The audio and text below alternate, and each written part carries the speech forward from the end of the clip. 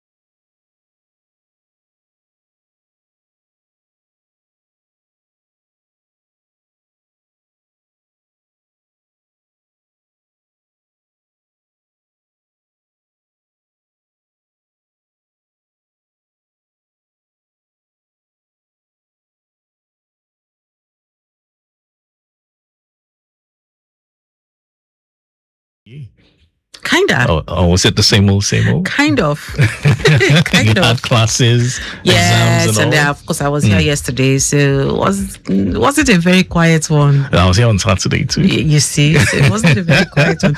These days, there's very little line between our weekends and our weekdays. Absolutely. Our weekends are like our weekdays. Even our holidays are like regular days. Exactly, still. But it's good to be here again. But the fact that we're alive and healthy, we must give thanks to the Almighty will there.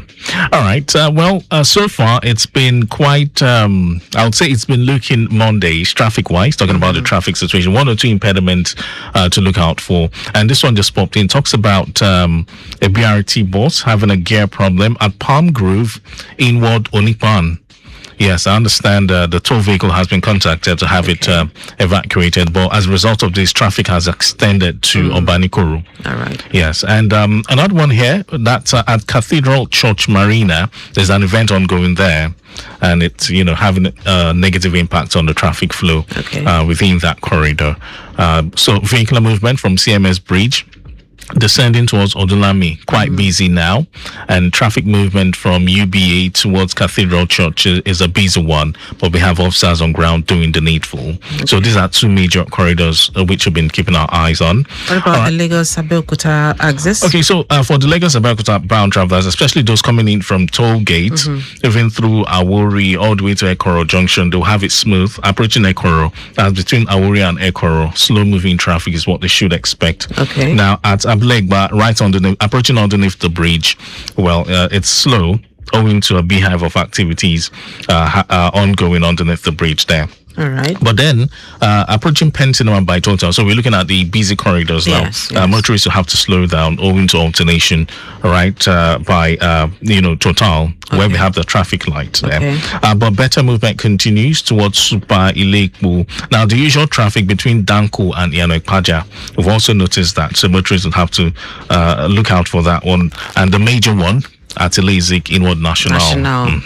A massive influx moving through that corridor. It's a Monday, and of course, so it's a Monday coupled with the bottleneck. Yes, yes. But beyond there, better movement all the way to Bolade Oshodi, considering alternation delays at Goro Junction and at Bolade proper. So any report from Lagos-Badagry axis? Yes, for the Lagos-Badagry bound travelers, things are still looking quite calm. Okay. But I understand approaching Agbara Custom Checkpoint, owing to the activities of the custom officers, motorists will have to, slow down.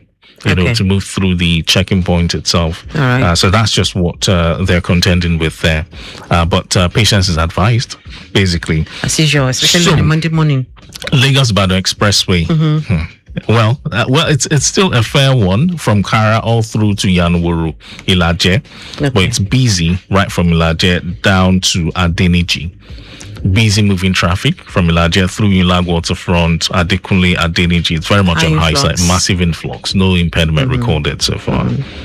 Okay. Any update from the Mile 12K to Iward Ikorodu Road? Of course, it's a usual one from Odogun all the way to Ikosi Junction. All right. Busy moving traffic. The situation is quite busy. Okay. Yes, traffic wise. All right. But then, we'll have some time to have great conversations. It's going to be a double dose, just like Vicky D would say. Yeah, well, I like to call it a busy Monday because the program would be in two segments. First, we'll be talking health. Okay. Yes, and of course, it's the cancer World Cancer Month, Awareness Month. Yes. Yes, so we'll be looking at some tips to which you can prevent cancer.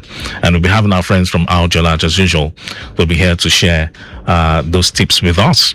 And right after that, we'll delve into, today is World Statistics Day.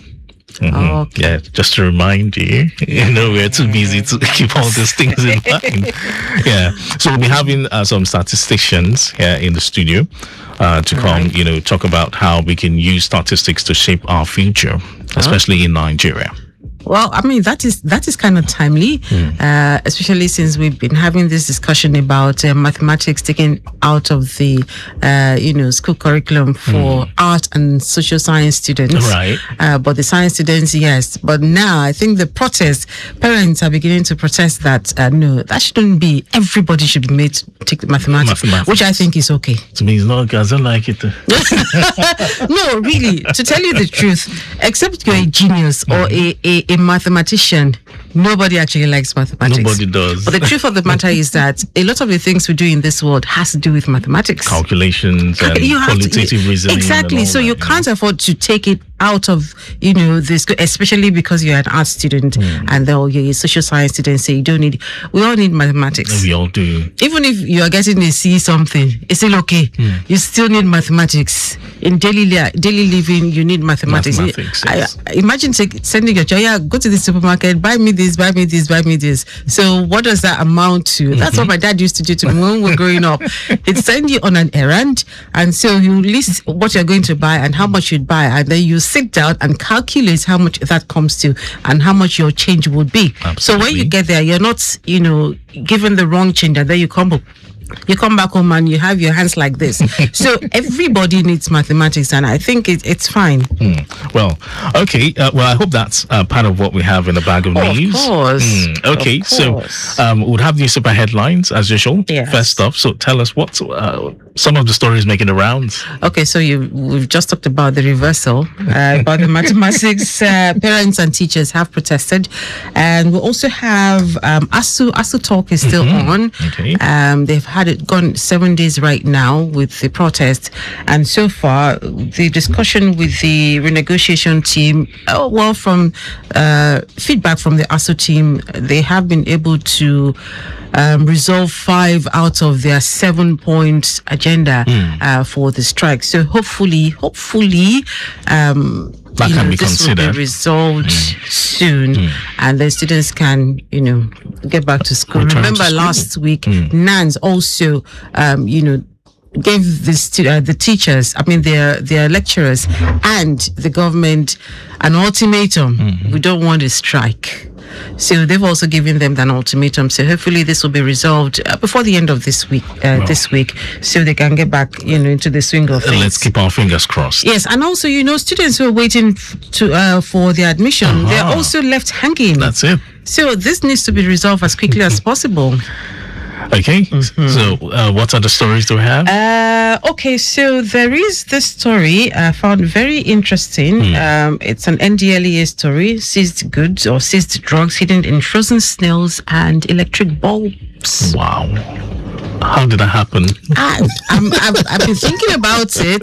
And I've been trying to imagine how they were able to get drugs into the bulbs? frozen snails. Wow. Frozen snails and then into electric bulb. So I'm just wondering how. I'm still thinking about it. I don't know how, but they always come up with some ingenious way and it's becoming very worrisome. Especially if you look around now, you see a lot of young people. The youth make up the largest population in Nigeria right now. Absolutely. And then you find a lot of young people are the ones who are actually getting involved in this, and it's worrisome as a parent, as a guardian. It's because you see it every day. You see them every day. I was, I think, on my way to work yesterday. My neighborhood, a bit far from my neighborhood, I saw a young man who was already high. I don't know what he was high on, but he was already high and rolling on the ground. And I was wondering, what the hell? I'm talking about. What time was that? It was around 7 a.m. In the morning. On a Sunday morning. Wow. 7 a.m. on a Sunday morning. Already high. So this menace is becoming very, very worrisome, and a lot still needs to be done. Okay, well, we'll be having more of these stories on New Super Headlines, and of course, we'll definitely delve into the birthday segment. Do you know anyone who's celebrating today? Yes, I do. Tell us. I think a friend of mine, Pastor Adiola Olusodo, he's celebrating today.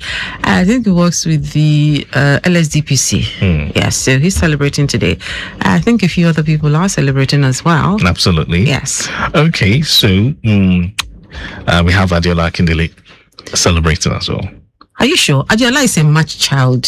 Okay, that's Adetola. Yes. Yeah, Adetola actually. Yes. Adiola is a match child. Yeah, so admin and human resource with Lagos State Government. Yes. Okay, that's one person I know actually. Okay. All right, then. So all these and more on Your Side Mirror.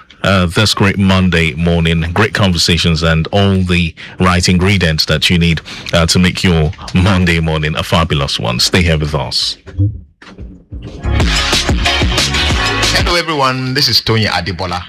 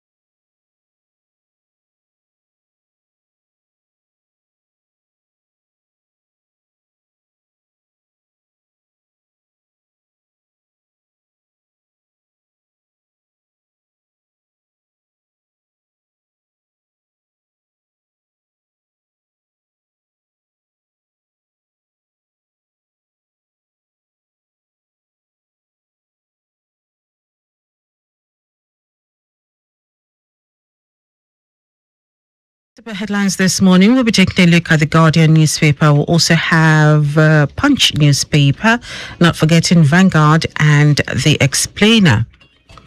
From the Guardian newspaper, coup denial not enough, stem rising anxiety, discontent, stakeholders tell FG. The dust is yet to settle in the polity despite a strident denial at the weekend by the Defence Headquarters of attempted plots to truncate the Fourth Republic. Yet all eyes are on the presidency this week as government officials shrug off anxieties and concerns over the coup rumours. The week is beginning on some uncertain grounds as security operatives are battle ready to contain protests across major cities of the country today, calling for the release of detained IPOB leader Nnamdi Kanu. ASU confirms talks with FG team as strike enters 7th day.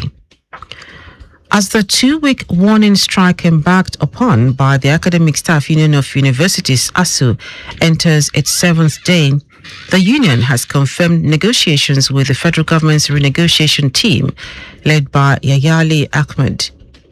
According to ASU, progress has been recorded in 5 of 7 demands. FG reverses policy on math as parents-teachers protests.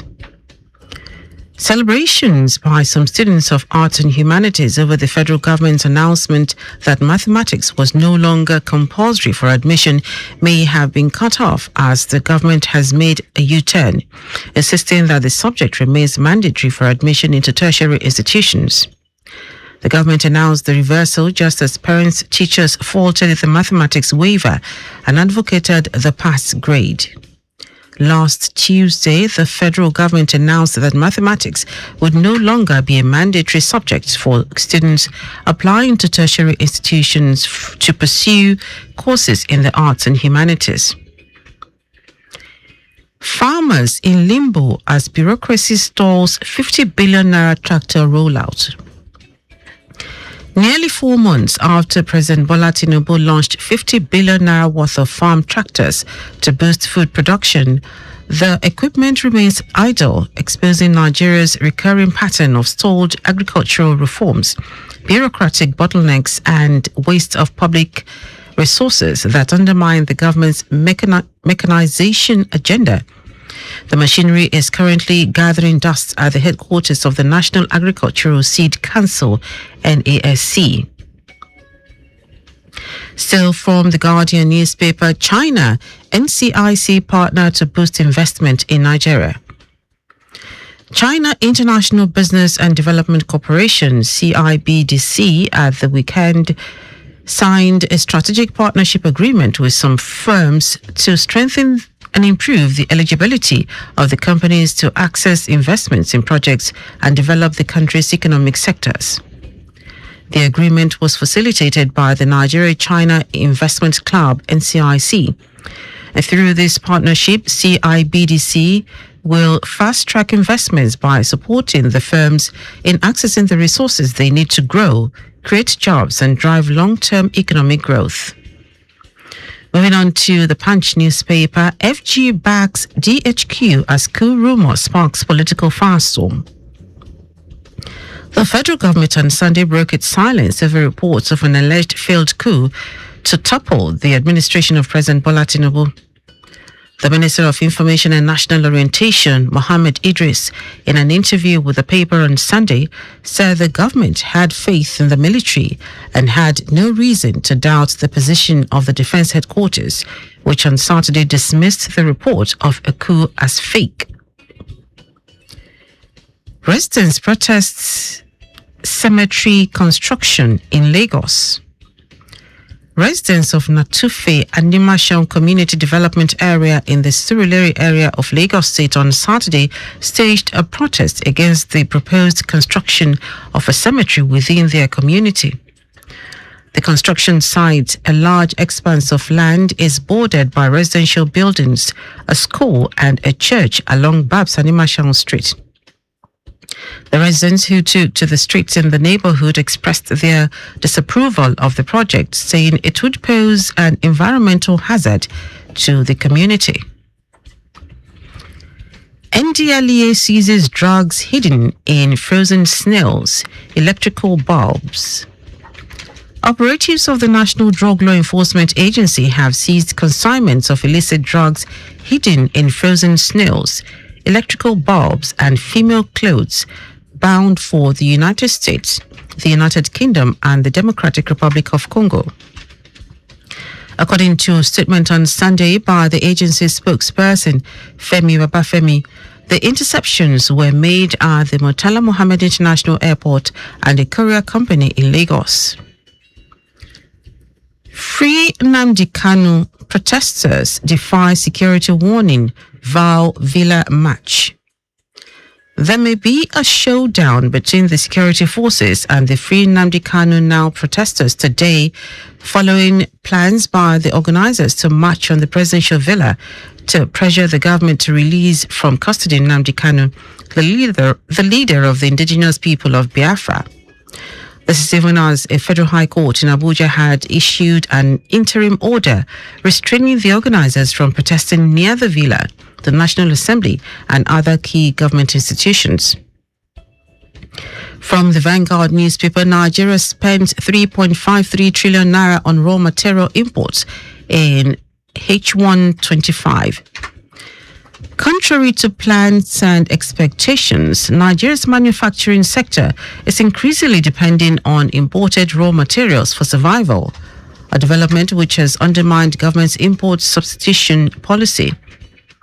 Data obtained from the National Bureau of Statistics, NBS, shows major imports to include sugarcane and associated products for the sugar refining and confectionery industries, additives for lubricating oil manufacturers, sheets for veneering, hides and skin for leather products. And lastly, from the Explainer, Nigeria leads Africa to sign Petroleum Regulatory Charter. Nigeria in Accra, Ghana recently signed a charter to establish the African Petroleum Regulators Forum to promote investment and harmonization of petroleum regulations. The landmark signing, chaired by the Chief Executive Officer of the Nigerian Upstream Petroleum Regulatory Commission, NUPRC, Mr. Gbenga Komolafe, was done at the sidelines of the 31st Africa Oil Week, AOW. And that's it. You can pick up a copy of any of the dailies if you would like to read more. Also, interact with us via our social media platforms on X, Lagos Traffic 961, Instagram, Lagos Traffic Radio 961, on Facebook, Lagos Traffic Radio 96.1 FM. You can also subscribe to our YouTube channel, Traffic Radio 961, and follow me across social media at Dele Agadumo. Hello everyone, this is Tony Adibola. I'm an entrepreneur and a motorcycle.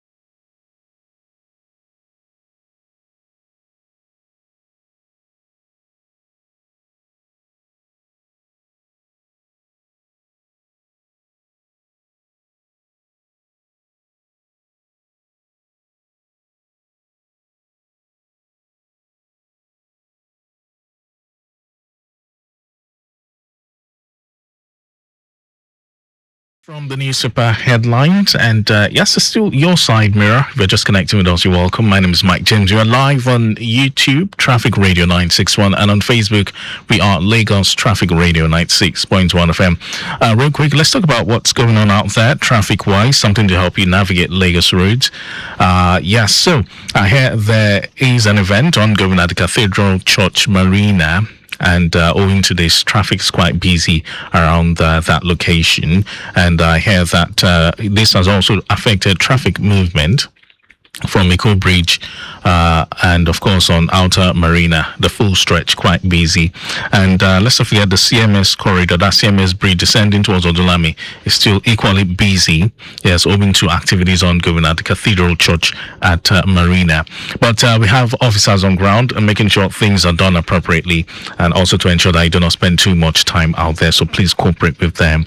All right, so a review on the Third Mainland Bridge, a vehicular movement from Ilaje on the Third Mainland Bridge all through to Oniko Flag House, linking Outer Marina, very much on high side, a busy moving one, massive influx moving that direction. All right, then Osborne Stretch also busy owing to alternation at the foreshore intersection there. All right, from there I'll take a detour to PWD, where we have recorded that's from Yano Dokpemu through Mongoro, Ilezik, slow moving traffic. That's what we have recorded on that stretch down to National. It's a busy one, so traffic has backed up as far as Yano Dokpemu through the stretch of Mongoro, Ilezik down to National. Busy moving traffic this Monday morning. Let's look at further movement from National through Bolade down to Oshodi. Well, it's a smooth drive, smooth one there, considering some slight delays approaching Shogunle and Bolade intersection owing to alternation. All right, then. So let's see, slow movement, yes, from National connecting Ikeja overpass intersection, where it's just a massive traffic commercial situation ongoing at Ikeja inside, and that has backed up traffic to the overpass for those coming from National. All right, so be on the lookout. But it's good using the overpass to connect Dokpemu this morning. All right. Okay. So this is to bring to your notice that Adekunle Faji Junction, just by the rail track to connect GRA Ikeja inside, has been blocked again. And motorists are having it busy, high volume of traffic right from PWD. No major impediment, so you can have this with you, take this along with you as you ply that corridor. Okay, so we've got our eyes on some major corridors. One is at Palm Grove, inward Onikpan, where we recorded a high capacity bus with a gear problem. It broke down there, and traffic so far has backed up beyond Obanikuru, and the event ongoing at the Cathedral Church at Marina having impact on traffic situation, from all directions, but officers working really hard to ease the flow. All right, then, so while we monitor these areas and other areas, we'll be having conversations with our friends from Arjola, just promised, and we shall be looking at cancer prevention. It's still the Cancer Awareness Month, and today we're focusing our spotlight on cancer prevention, living smart, preventing cancer, the Arjolad Guide. I'm joined by Dr. Philip Bamingboyi from Arjolad Hospital. Good morning, and good to have you on the show this morning, Dr. Philip. Yeah, good morning. Thank you. Nice being here. Yeah, so we understand that cancer is not just one disease, although it bears just one name, cancer, which everyone is familiar with. We understand that it's a group of diseases where abnormal cells grow uncontrollably, and many types are preventable through early detection and even healthy habits. According to the World Health Organization, based on statistics, about 30 to 50% of cancers can be prevented by changing key risk factors. So, Doctor, I would like us to begin with the basics now. What exactly is cancer for someone who's hearing this for the first time? And why is it considered not just one disease, but a group of diseases? Okay, so thank you very much.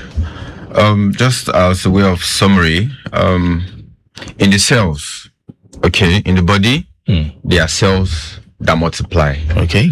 And these cells are actually controlled. The growth and multiplication of these cells in the body are regulated. So there are certain regulatory mechanisms put in place by the body to control the way by which these cells grow. But in certain instances, these cells escape these regulatory mechanisms and they begin to multiply uncontrollably.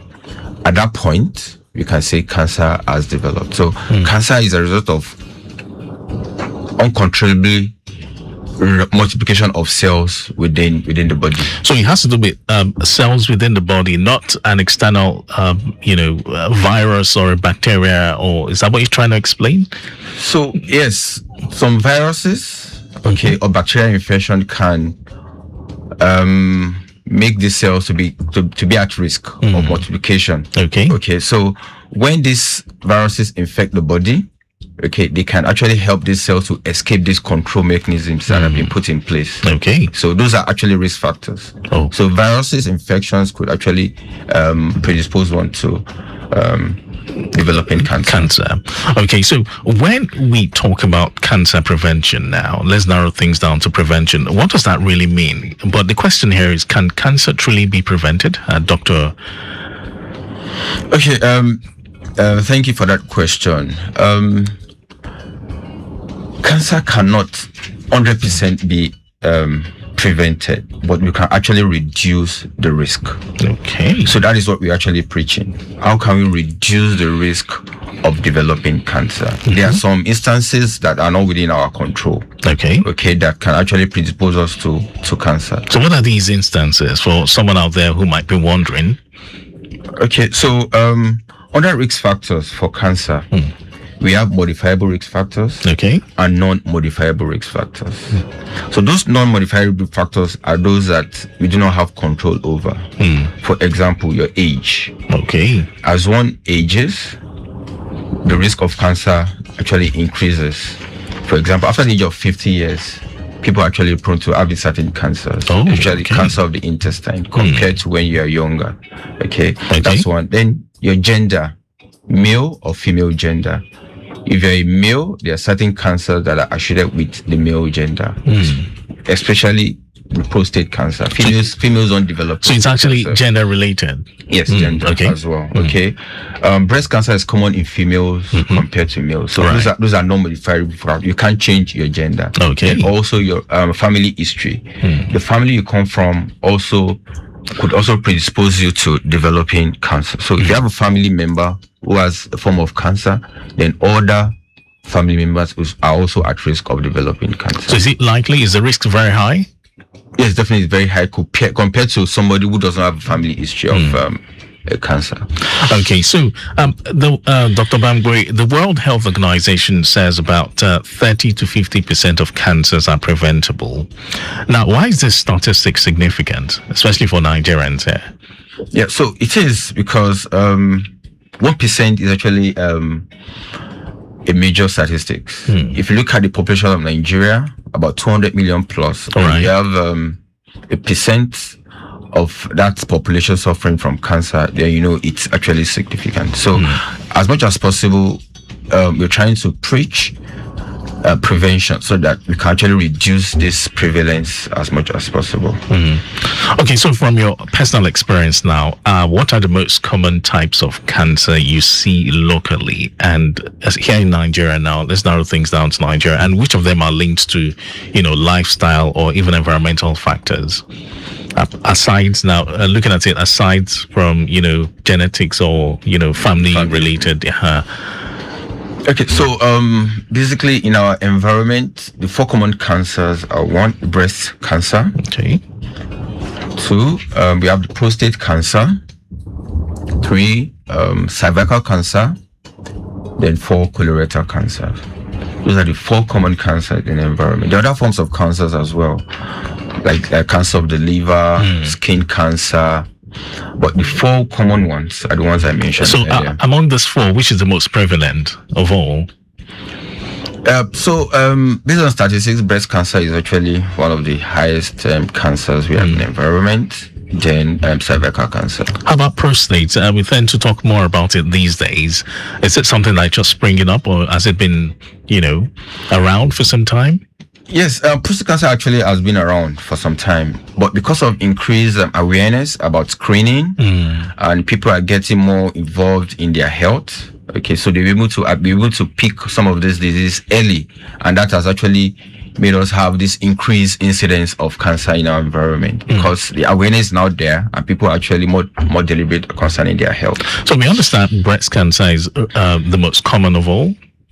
But someone just hearing about cervical cancer is asking a question. What's this about, cervical cancer? Can you tell us? Can you shed some light on this type of cancer? Okay, so cervical cancer is basically the cancer of the cervix. Cervix is a part of the female reproductive system, okay, that just lies below the womb.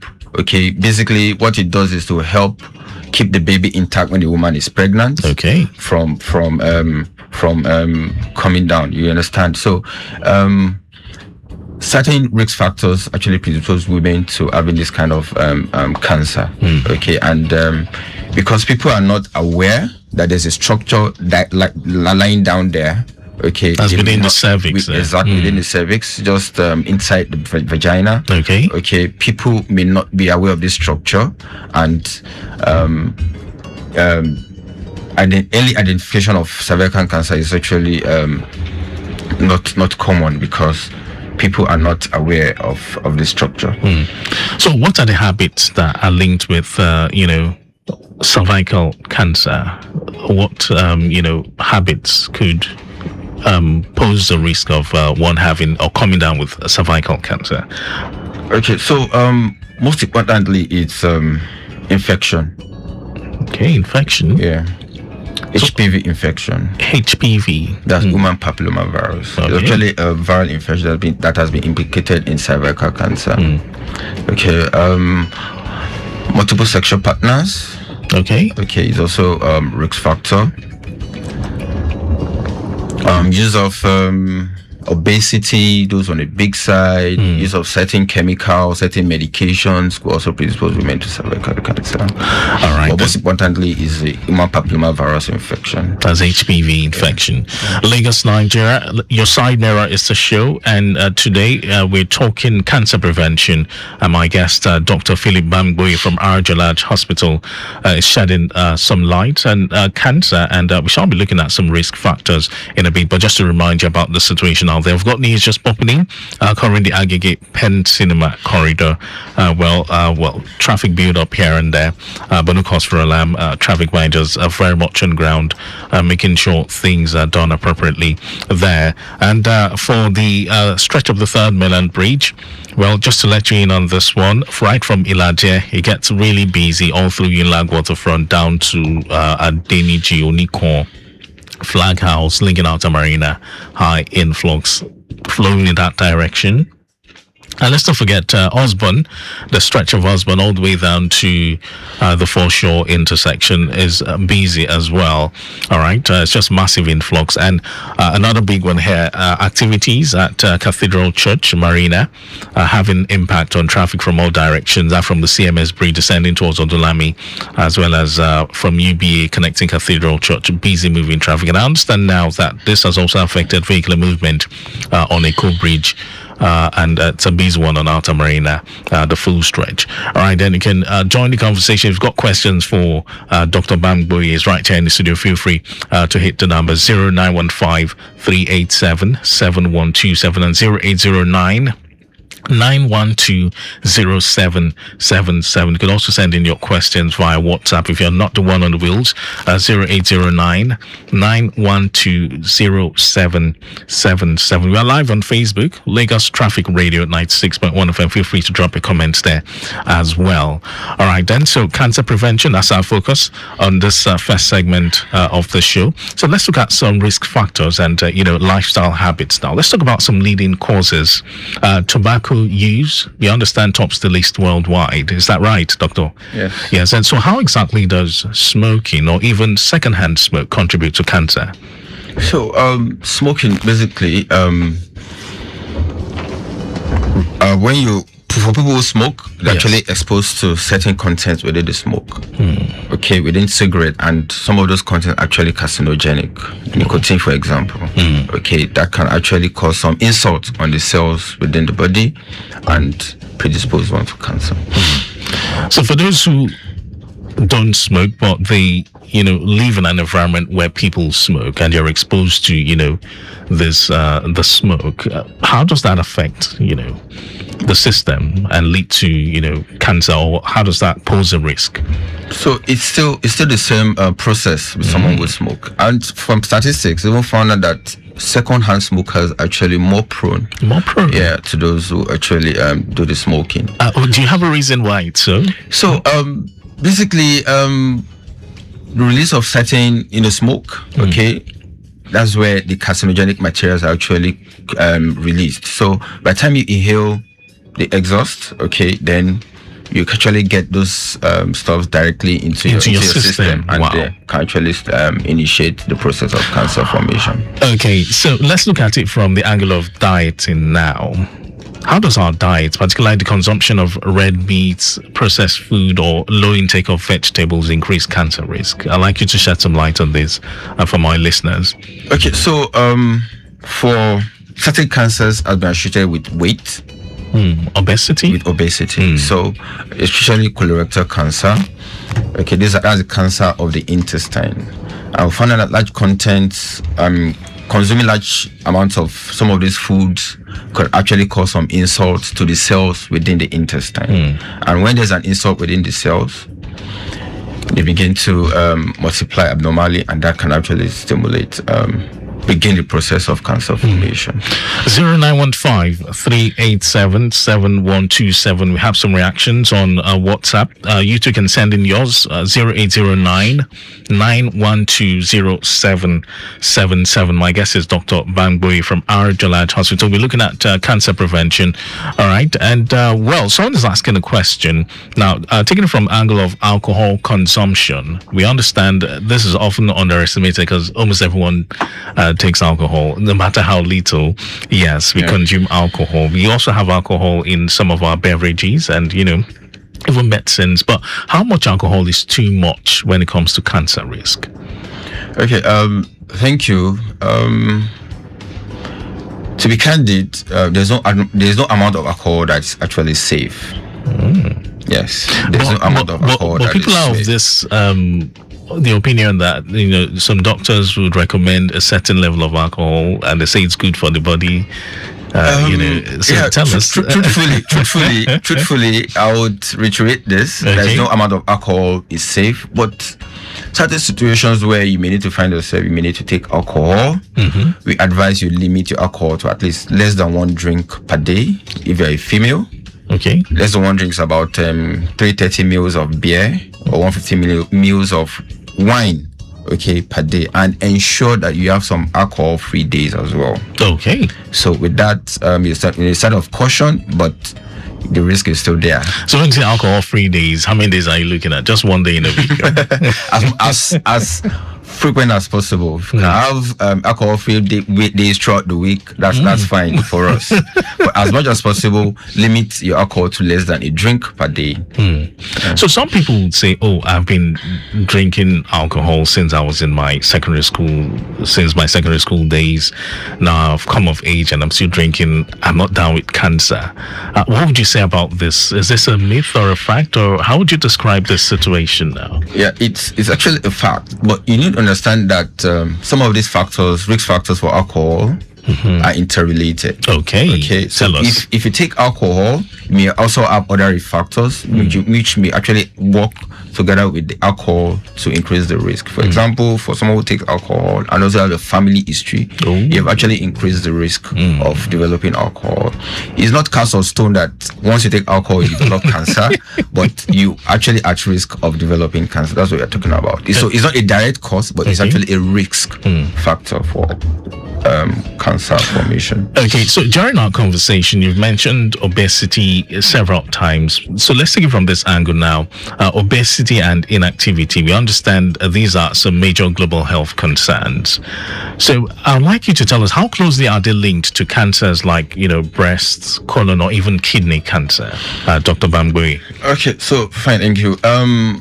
Obesity increases your body mass index and also affects your body fat.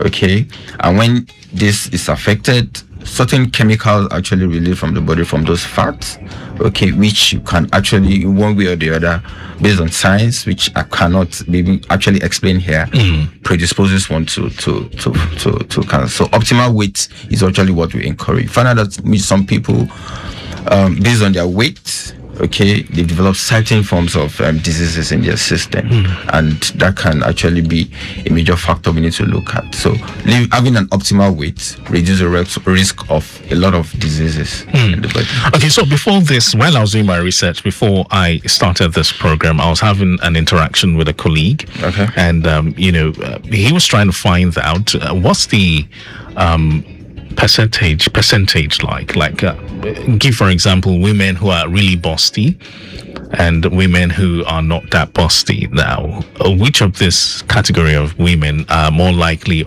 at risk of coming down with breast cancer? So is it about the size of the bust, or what's it basically? So it's about your body mass index, okay, which defines whether someone is obese or not. So as the body mass index increases, the chance of developing obesity, chance of developing cancer also increases. So body mass index is just an objective way of assessing whether if an individual is obese or not, okay, and the higher it is, the chance of developing complications from it. Okay, so still looking at obesity now, related to colon cancer now, what's the relationship? So it also has a direct cause, a direct relationship with cancer. Our diet, okay, is a major factor. Whatever we eat, okay, has a direct effect on our system, and if we don't burn the excesses, rather from exercise or whatever means, then we increase the chance of developing cancers from this situation, basically obesity. So in a nutshell, what you're saying now, Dr. Bangwe, is that regular exercise could reduce the risk of, Absolutely. cancer? Absolutely. What if the person has a family history?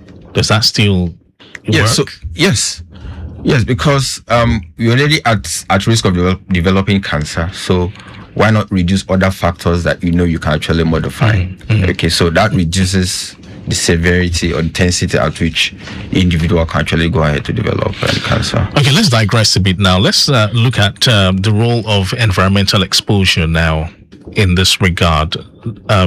Environmental exposure such as air pollution or even radiation, what role does this play in increasing cancer risk, especially in areas like Lagos where we have fumes everywhere, industries, cars, exhaust fumes from the exhaust and all that, which we inhale almost on a daily basis. So tell us, Dr. Bangwe. Yeah, so there's what we call occupational hazards. There are certain jobs that can actually predispose one to developing cancer, especially cancer of the lungs. When you keep on inhaling asbestos and certain smokes, okay.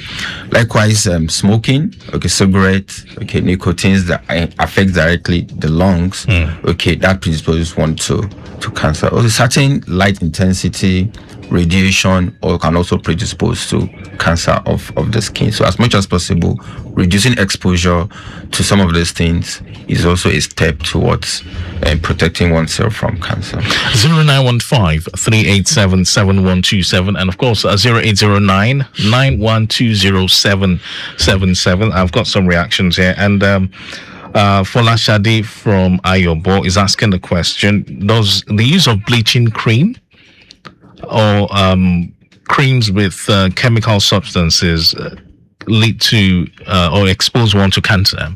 Yes, absolutely. Is it possible? Absolutely. Cancer of the skin has been a lot of cancers has been associated. Actually, cancer of the skin has been associated with using of certain chemicals in creams that we use. Okay, so that's why you won't just go to the market and procure any form of cream. Certain creams have been indicated, and these are some of the things we're actually preaching to reduce exposure to some of this. So how common is skin cancer in Nigeria, Dr. Bangwe? Yeah, it's quite common, but the awareness is quite low. Okay, people are not aware. Most skin cancers may happen as they present as wound ulcers. Ooh. So people just go about dressing. I have a wound, keep on dressing, but And lo never and behold, heals. yeah, exactly, never heals, and until probably they present at the hospital and run a test, take biopsies, and find out, wow, this is not just an ordinary ulcer. It's actually a cancer. So it's quite common, but awareness is quite low about skin cancer.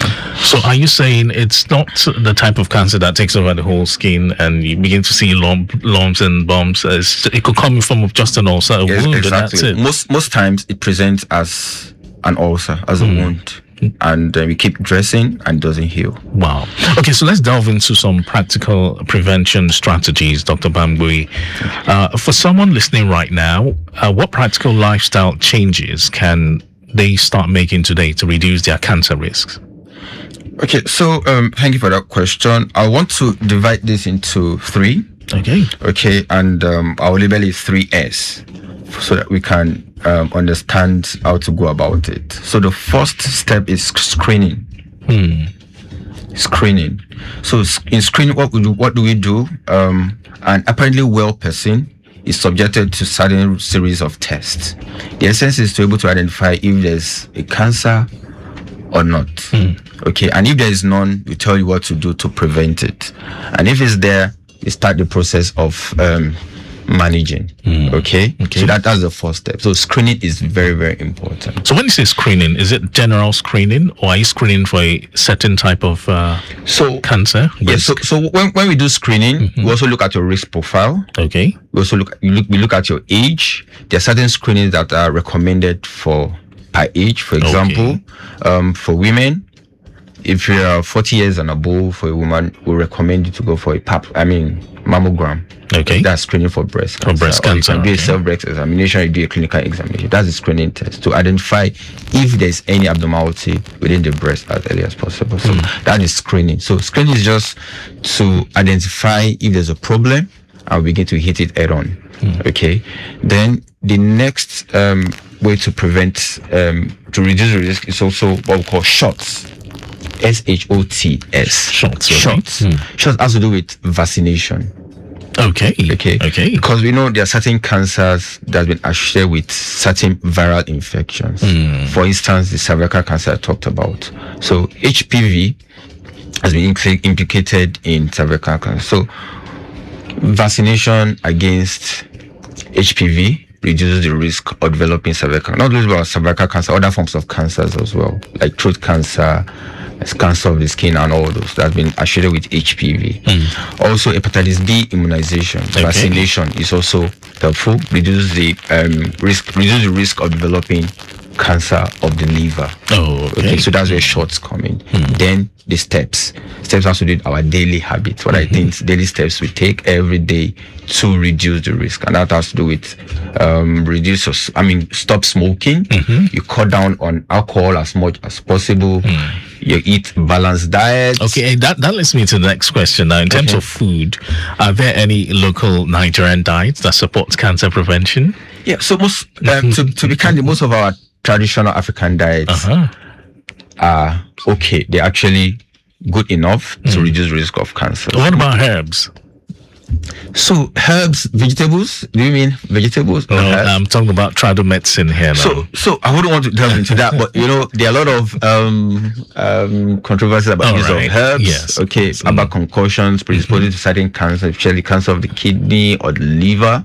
Okay, those are major other risk factors that we can actually discuss. Okay, but our daily habits, every steps we take every day also predisposes or reduces our chance of developing cancer. All right, Lagos, Nigeria. Dr. Bambui is my guest. It's from Arjolad Hospital, and we're talking cancer prevention. Our time is fast spent, I must confess, because we should be diving into the next segment in a bit. But Dr. Bambui, what are some of the warning signs that people should never ignore? Those subtle symptoms that might indicate something serious. Okay, so that's fine. Most of these symptoms may be related directly to the cancer. For example, a breast lump in a woman should not be ignored. Okay, it may be a sign that there's something going on. So we have a breast lump with a woman, yeah, please go ahead and check yourself. Abdominal vaginal discharge, false smelling vaginal discharge, then the woman, then you need to look at that. Okay. If you have blood in your stool, unintentional weight loss, losing weight without All these should not be ignored. Yeah, it should not be ignored.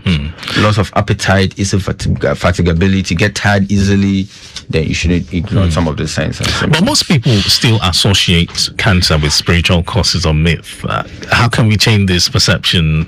Is this really true? Are there some spiritual aspects of it as well? Yes, I know. The spirituality in medicine, Right. but whatever is spiritual also has a physical manifestation. Absolutely. And some of these things can actually be managed. So you find out that what people are calling spiritual, by the time they go to orthodox medicine, get them investigated and treated, they'll be fine without praying about it.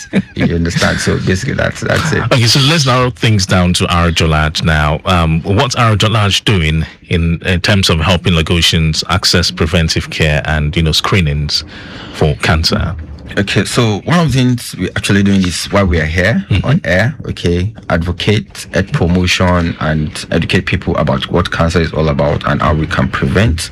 And also at our end, we also have screening facilities available that people can actually buy in to actually check themselves. We have mammogram, you can screen yourself, mammogram, you can do a pap smear, you can do your colonoscopy, you can check your stool, you can check your blood. There are various tests that are available that you can actually buy in to reduce, to check yourself and be sure that you are cancer free. So Dr. Bangwe, where is Arjolad located in Lagos? So Arjolad is actually a multi-facility hospital. Okay. We are located all around Lagos. We are located in Bagada, Isolo, Agege, Ikeja, and Bariga. So we are actually located in various parts of Lagos. All across Lagos State. Yeah. So in just 30 seconds, if you could give our listeners one clear message to take away this morning, what would it be? A message would be, please get yourself checked up. Go for screening. Screening is not it's not a death sentence. It helps us to identify the disease early. It makes treatment cheaper and also improves the quality of life if at all we find you to have a form of cancer or the other. Well, it was nice having this conversation with you, quite enlightening and educating, Dr. Bamigboye. Thank you so much for coming on board. Thank you. So Lagos, yes, it's been about cancer prevention and living smart, the Arjolad Guide. My guest has been Dr. Philip Bamigboye from Arjolad Hospital. Thank you so much once more for coming on board. Lagos, we've got on a very short break. We'll return. We'll do our birthdays in brief, and then we shall be delving into the second part of the show, connecting with the statisticians. They're very much around the corner, and they'll be joining us in a bit. Stay here, Lagos. Hello everyone, this is Tony Adibola. I'm an entrepreneur and a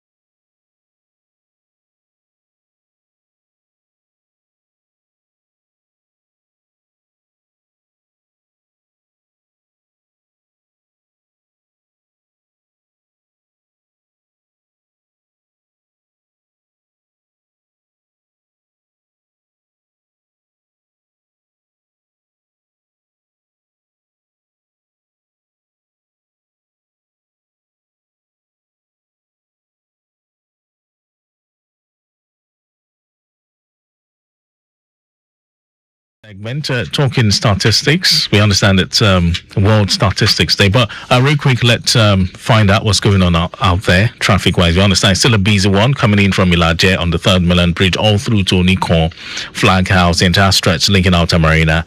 High influx of vehicles moving in that direction, and the stretch of Osborne quite busy owing to alternation at the Foreshore intersection point there. All right, so that's it for that. But then PWD, I understand traffic has backed up all the way from Ilezi towards Dokpemu, Dokpemu, underneath the bridge there. Quite a long stretch, I must say, down to National. Yes, slow moving traffic, a massive influx, I would say. But beyond National, better movement continues down towards Balade Oshodi, and considering a slight delay, alternation delays at Guru Junction and underneath the Oshodi Bridge. All right, so the event at Cathedral Church is still on. It's still on, we understand, and this has affected vehicular movement from Eko Bridge, and it's also busy along Outer Marina, on the entire stretch of Outer Marina, Odulami, UBA, connecting Cathedral Church, quite busy. So these are some of the major corridors we've been keeping our eyes on. But then we'll continue to serve you news. We're yet to find out the latest regarding the impediment at Palm Grove, the BRT, mass transit bus having a gear problem at Palm Grove in Onikpan. But then I understand the toll vehicle has been contacted for its evacuation. All right, then. So that'll give us some time, even as we keep our eyes on these locations and other areas within the metropolis. That'll give us some time to have some great conversations with our guests.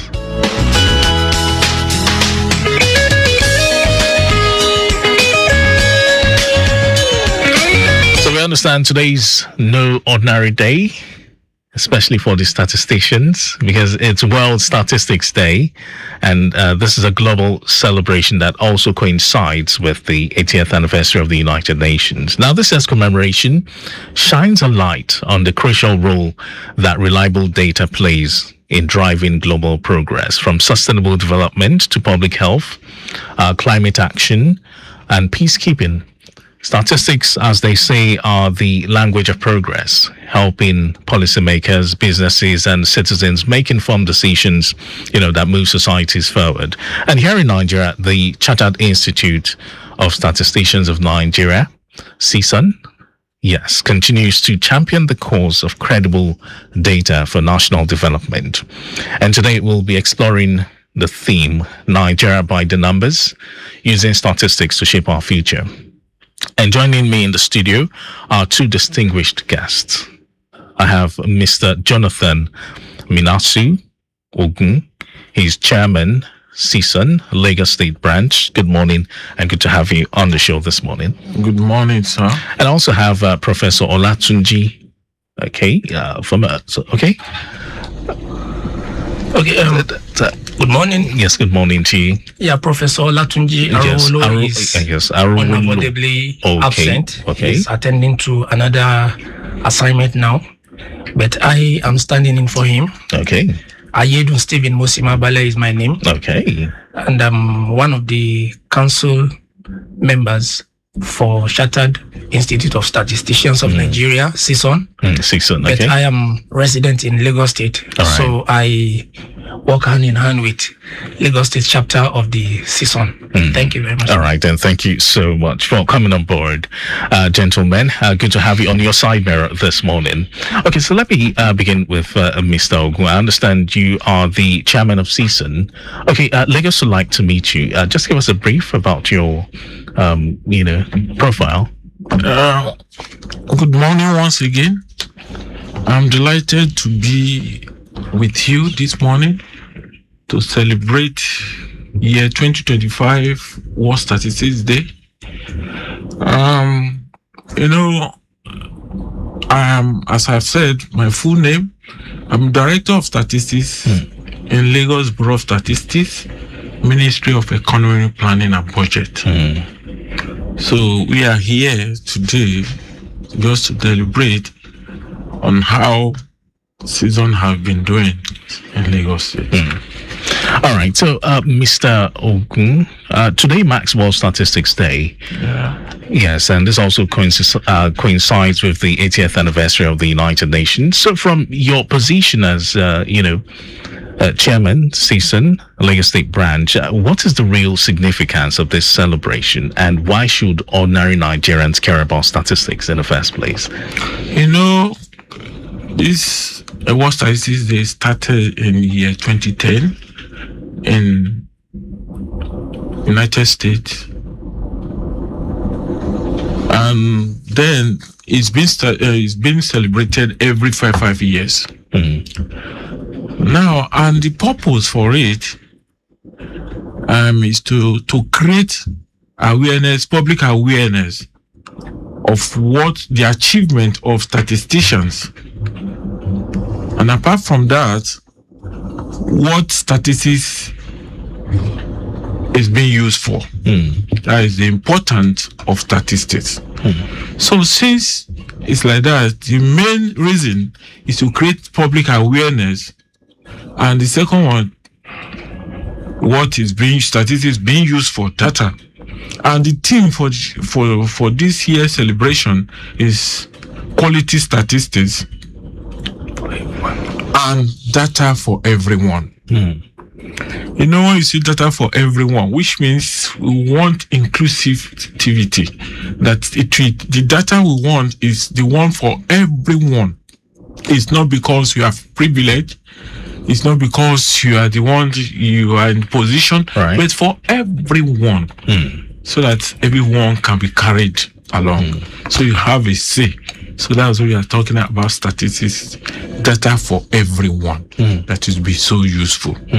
Okay, and speaking about useful and reliable data, we understand this year's commemoration emphasizes on, how reliable data drives global progress in all ramifications, from peacekeeping to sustainable development and even public health. Exactly. So can you shed some light on how statistics actually influence global decision making?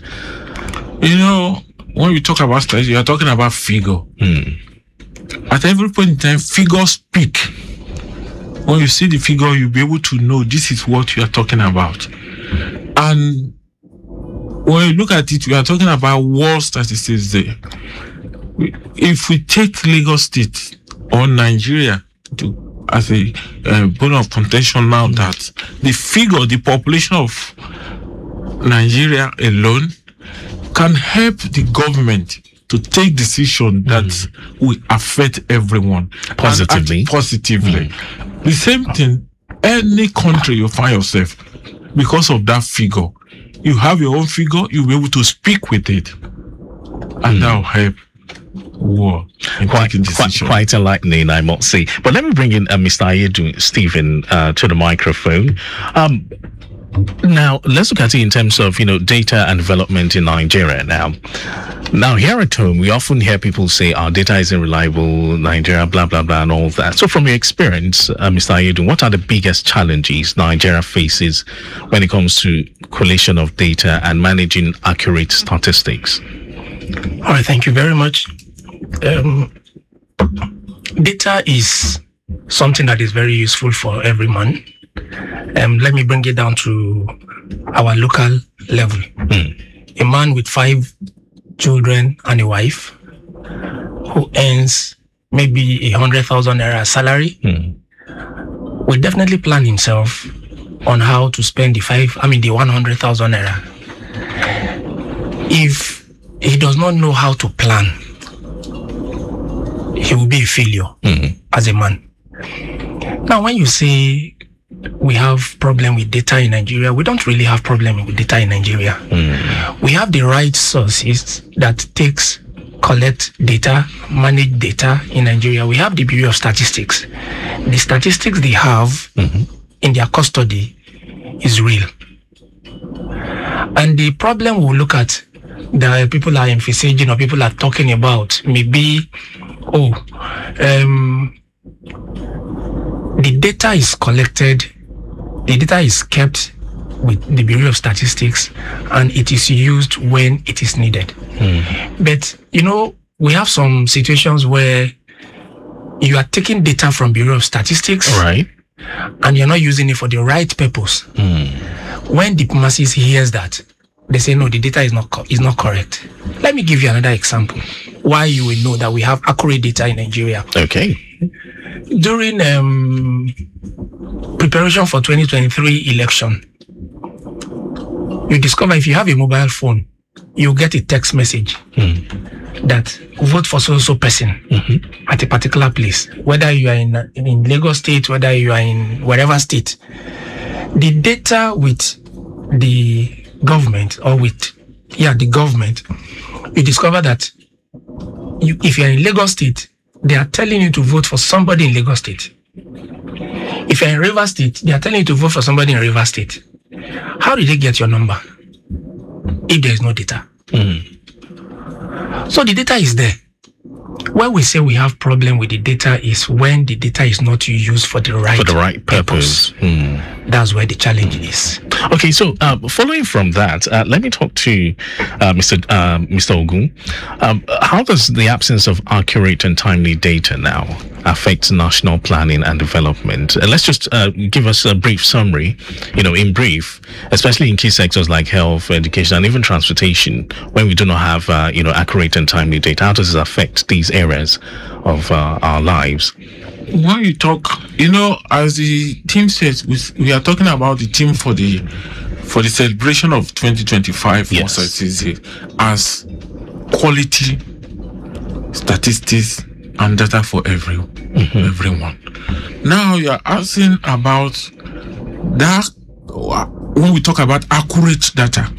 Now the quality for you to get not that quality data for you to get it, we know it's not something that is luxurious. It's something that you need to put effort into it, use money to get it, because there will be enumerators that will go outside. Absolutely. But if those investments are not made, those that will even will collect the data, we are talking about those that will collect the data, will even go and do something that you might not envisage. Even those, the general public that they want to interview, some of them will be hiding information and give exactly. But if they did not give the right information, which means the data they are collecting is not correct. But for it to be timely, because you want to use it, for you to use it and get the solution of what you want to resolve, which means you must get the timely data. And if that data is not there at that point in time, how are you going to use it for the purpose it's meant for? So getting accurate, you have to make a lot of investment and timely. And that which means you have to go technology, digitally. If you are not advanced, you cannot get it to use it at the right time. Without using it at the right time, it's not qualified to absolutely be used. Absolutely. All right, Lagos, Nigeria. Yes, your side mirror is the show, and of course we are still commemorating World Statistics Day. I have my guest from CSUN, which is the Chartered Institute of Statisticians of Nigeria. I have the chairman, CSUN Lagos State Branch, Mr. Jonathan Minasu Ogun, and also in the studio here is Mr. Ayedu Stephen. He's a council member of CSUN. So let's talk about CSUN now, which is the Chartered Institute of Statisticians of Nigeria. What exactly is CSUN? And for those who may not know, what do you do at CSUN? All right. Thank you very much. CSUN, like you rightly defined it, CSUN is Chartered Institute of Statisticians of Nigeria. What do we do? This is a body that was signed into law in the year 2022 by our late President Muhammadu Buhari. Before the advent of CSUN, the body used to be known as National Statistical Association. It used to be an association until when eventually it became a chartered body. What do we do in CSUN? CSUN is a body that tries to look at how to unify statistics, even in the educational sector, to ensure that things are done well. Recently, we heard that they are trying to remove mathematics or make mathematics not a compulsory subject or something. Yes, without mathematics or without statistics, we can't get this data correctly. And CSON is a body that is not just working alone. We're working with government, working with private organizations to ensure that data that are collected accurately, are quality data, and they are used for what is supposed to be used for. The rightful purpose.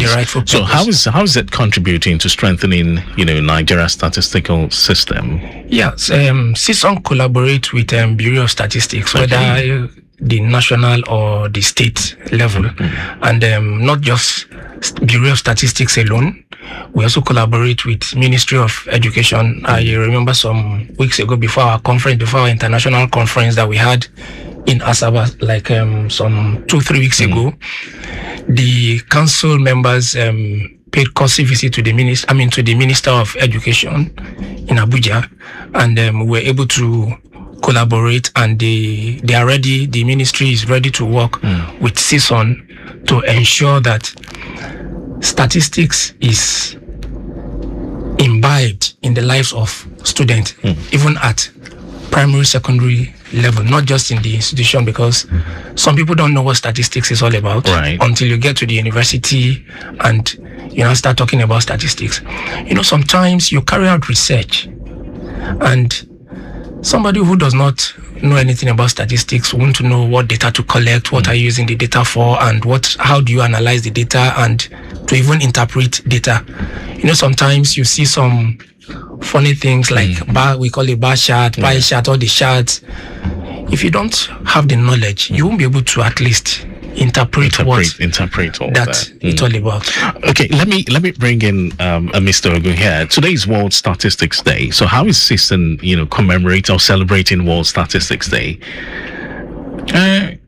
From our angle in Lagos chapter, apart from being on air with you today, what we are doing, because it's a low-key celebration at our own end, we want to pay courtesy visit to Lagos Bureau of Statistics and to the ministry, the ESCO, and because presently we have made the awareness. When you get to the secretariat gate, you see a banner there telling you this is what's happening today. No matter who is going to secretariat today, will definitely see, because I've been there since yesterday. To know that today there's a low-key celebration. Okay, it's unfortunate our time is really fast spent, but finally, just in a few seconds, as we mark World Statistics Day, what will be your key message to government, institutions, and even the public about investing in data and valuing the work of statisticians? Let's begin with Mr. Ogun. Just a few seconds. I would just want them to know that without data, we are blind. And with poor data, we are misled. But with quality data, we can truly hold a better war for everyone. All right. I must say a very, very big thank you for coming on board this morning. It's really unfortunate. Our time is way far spent. But thank you so much, Mr. Ogun, for coming on board. And Mr. Edu, thank you so much for coming on board. Thank you very much. All right. Today on the show, on this segment, we've been looking at Nigeria by the numbers, using statistics to shape our future, commemorating World Statistics Day. And my guests were Mr. Jonathan Minasu Ogun, Chairman, CSON, Lagos State Branch, and I also had Mr. Ayedu Stephen, Council Member of CSON. All right, then big shout out to Remy Aluko and the crew in the social media department. And of course, on behalf of my executive producer, Taya Conley, your side mirror will come your way again tomorrow at exactly 8:30. Do have yourself a wonderful day. Bye for now.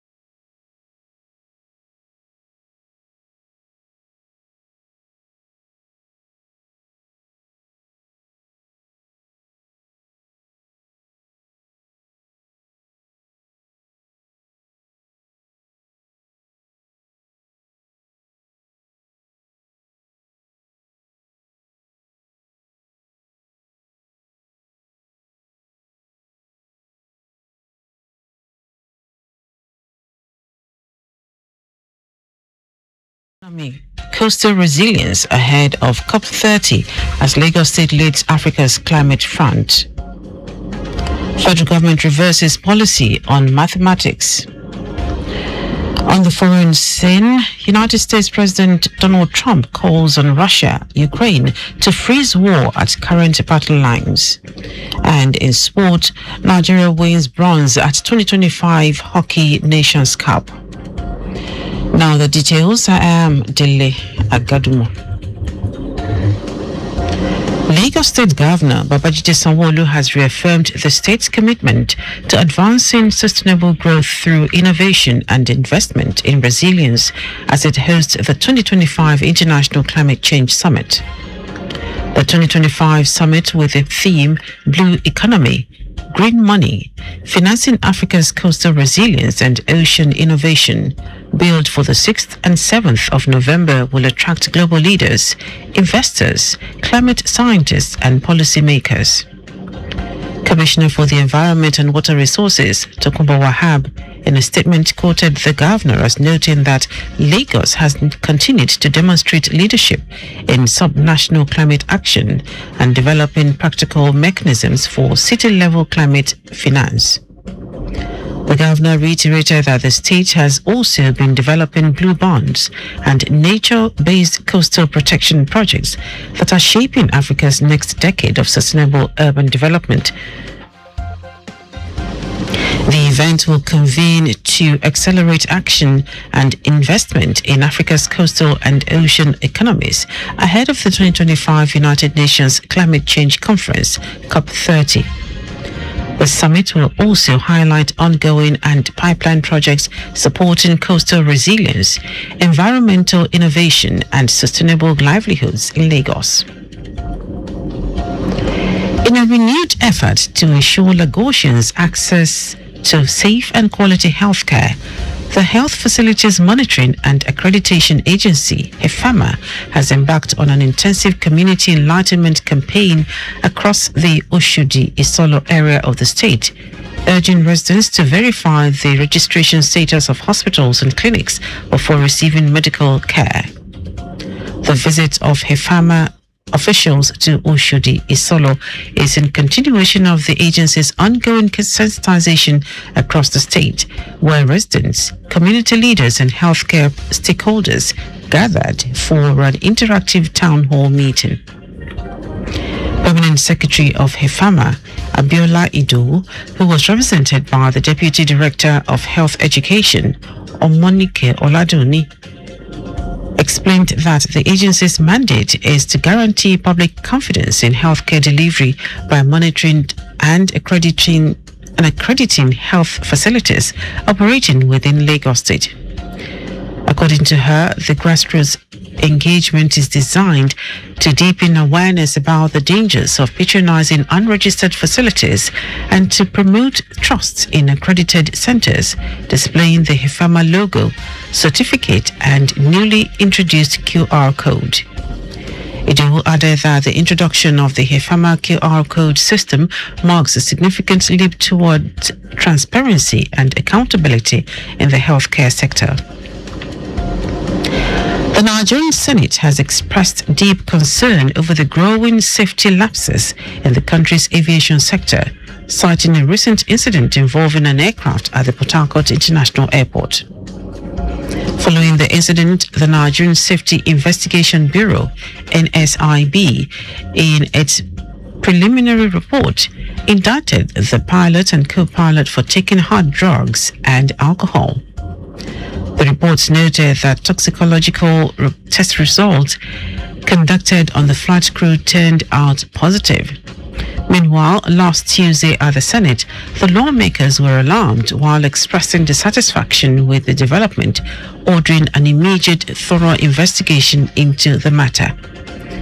Senate Committee Chairman on Aviation, Buhari Abdul Fatai, in a motion he sponsored, stressed that no fatality was recorded from the incident, insisting that the findings exposed serious deficiencies in airport infrastructure, pilot decision-making, and regulatory oversight. The lawmakers also urged the Federal Ministry of Aviation and Aerospace Development, in collaboration with the Federal Airports Authority of Nigeria, FAN, to swiftly implement all safety recommendations outlined in the NSIB report. The federal government has terminated the 43-kilometer Port Harcourt-Aba-bound road contract being handled by China Civil Engineering Construction Corporation over poor performance. The government said the decision stemmed from the failure of the contractor to improve its works despite repeated warnings, which has led to the collapse of the project despite the huge funds expended on it. Minister of Works David Umahi unveiled this while speaking to newsmen shortly after an inspection of the project. Umahi said the government will scout for a competent indigenous contractor to take over the job and see to its completion. Now to the rest of the stories. The federal government has clarified that mathematics remains a compulsory subject for those sitting for the Senior School Certificate Examination SSCE, despite its review of the admission policy for tertiary institutions. Last week, the Federal Ministry of Education issued a statement in which it said arts students no longer needed a credit in mathematics to get admission into tertiary institutions. The move triggered widespread debates across the country, with critics faulting the federal government's policy change. The ministry, in a statement signed by its spokesperson, Boriowo Folashade, has clarified that the policy does not mean mathematics is now an optional subject for SSCE students. The ministry emphasized that the new policy does not exempt any candidate from registering and sitting for these two core subjects, but rather introduce a more inclusive and flexible approach to tertiary admission requirements. It explained that while the new policy is in line with best global practices, it also ensures that capable and deserving students are not denied access to higher education due to credit deficiencies in subjects that are not directly relevant to their chosen fields of study. The policy also reinforces the central importance of English language and mathematics as fundamental tools for communication, reasoning, and lifelong learning. The federal government says President Bola Tinubu is working hard to fast-track the nation's development and improve security of lives and property. The Minister of Information and National Orientation, Mohammed Idris, who said this in Bida, Niger State, said President Tinubu had directed the security agencies to do everything possible to restore peace and stability to troubled communities across the country. The minister, who represented the president, spoke during the All Progressives Congress Niger South Senatorial District Zone A interactive session ahead of the November 1 local government council elections in the state. He urged Nigerians to remain optimistic and continue to trust in the government's reform agenda, noting that the economy was beginning to recover.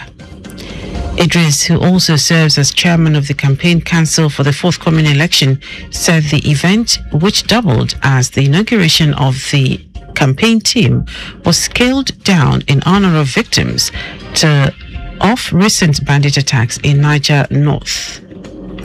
Now to foreign news.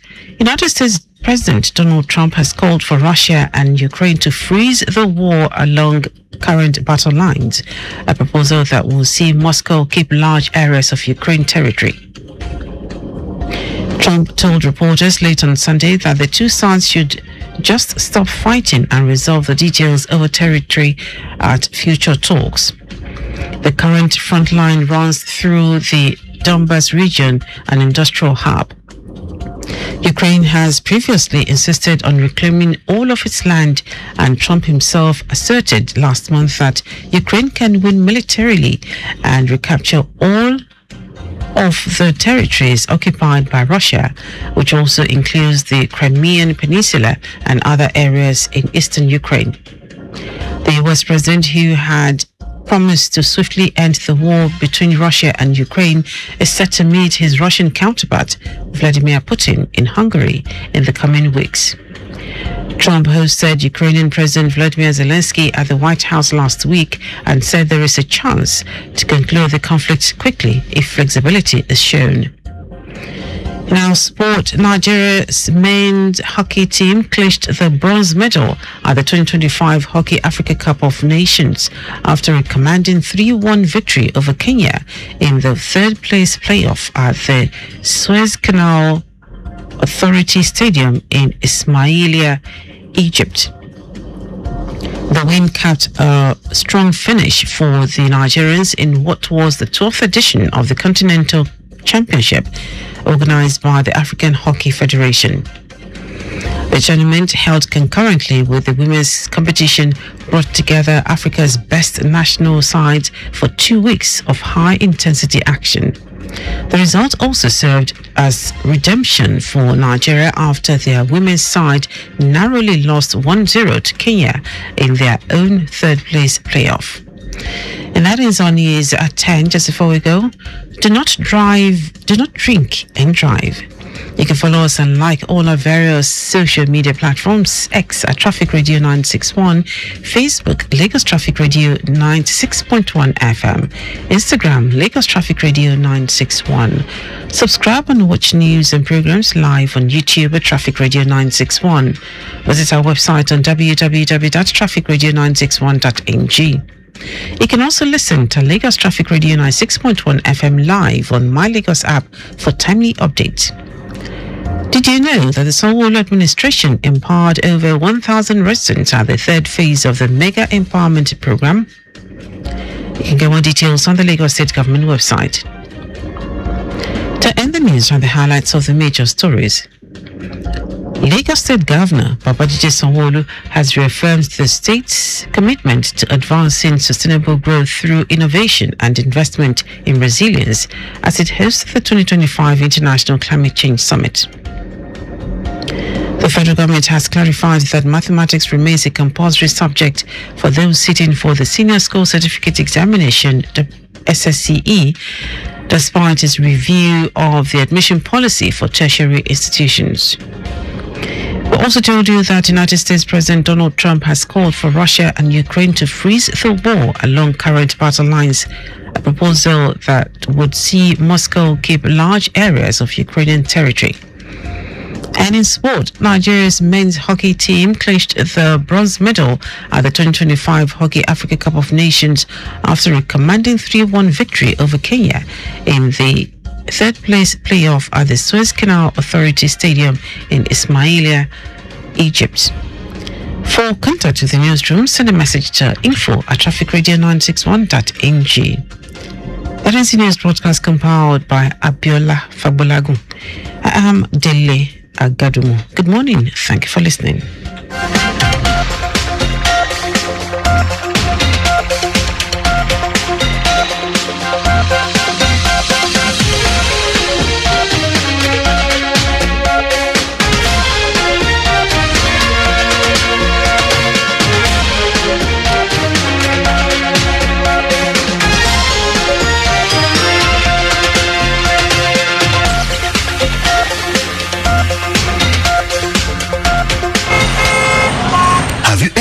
Stuck in traffic for 3 hours?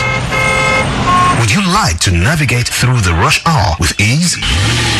Let us get you to your destination with the latest traffic updates, well spiced up with some great music. Lagos Traffic Radio 96.1 FM. Traffic news round the clock. This is Flight Schedule brought to you by Lagos Traffic Radio 96.1 FM.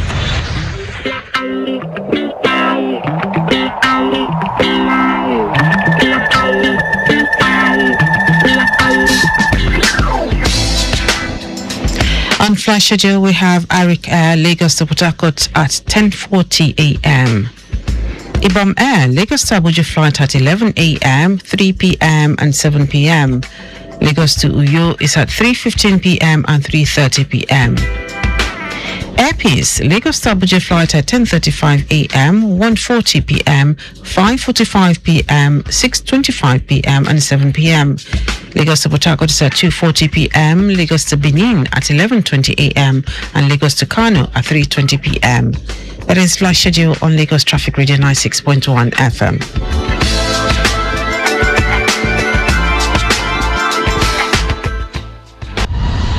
You've just listened to Flight Schedule brought to you by Lagos Traffic Radio 96.1 FM. This message is brought to you by Mike Frost and Lagos Traffic Radio 96.1 FM. Obey the rules and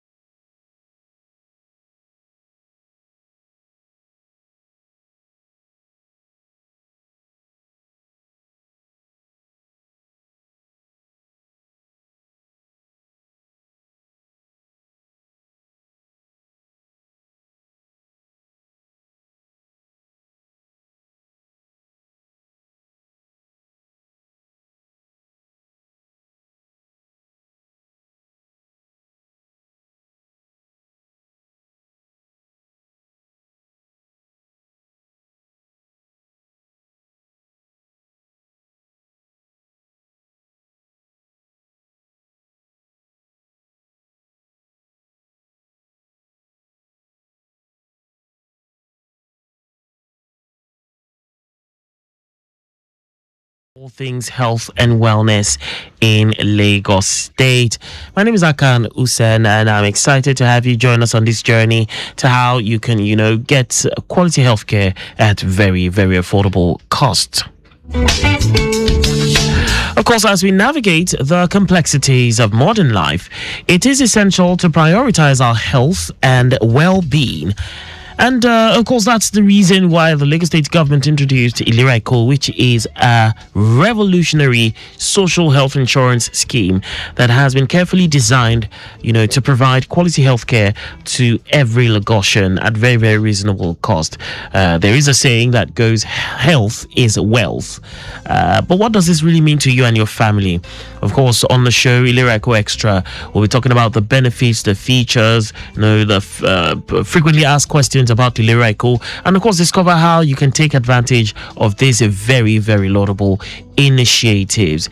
Join us every week at around this time as we delve into this very, very important aspect of our well-being. Yes, of course, the truth is nobody plans to fall ill, but when the unforeseen happens, whether to you or to any of your loved ones or those connected to you, it is very comforting that you have some sort of safety net, some sort of backup. So that's why this show is there. It's for you. That's why we came up with the show.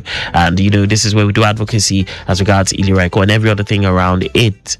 So let's get started.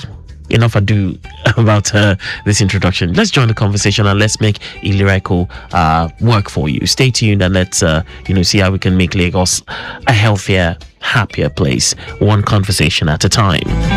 Of course, I have a guest on the show who will be shining a light on an aspect of Ilera Eco that will be our talking point today. That's the payment process. How do you go about the payment process? We will be talking about this. Of course, as the show progresses, we'll also be giving you traffic updates to help you with your commute.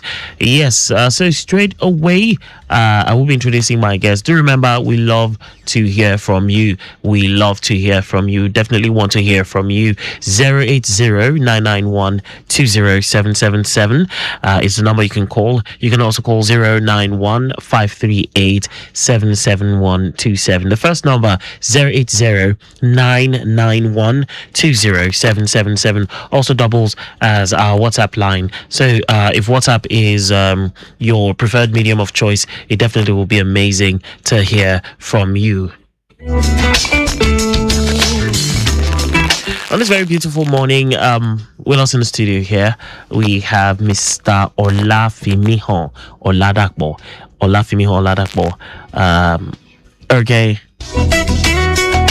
Okay, bit of a mix-up. Let's see how we can clear that up real quick.